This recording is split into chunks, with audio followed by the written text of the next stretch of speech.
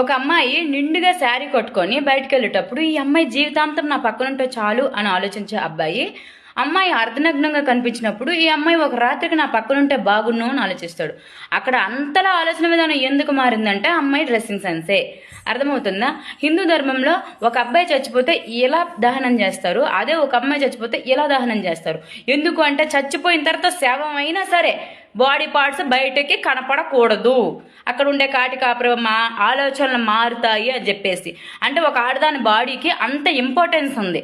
అలాంటి బాడీ నా బాడీ నా ఇష్టం షో ఆఫ్ చేస్తానని అంటే ఇక్కడ నడవదు. అర్థమవుతుందా? అది కరెక్ట్ కాదు. ఒకప్పుడు లేని మానభంగాలు హత్యలు ఇవన్నీ ఇప్పుడే ఎందుకు జరుగుతున్నాయి అంటే ఇలాంటి డ్రెస్సింగ్ విధానం మనకుంది కాబట్టి.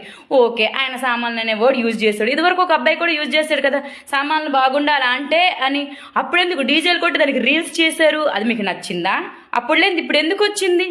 అర్థం అవ్వట్లేదా మీకు కొంచెం కూడా? అసలు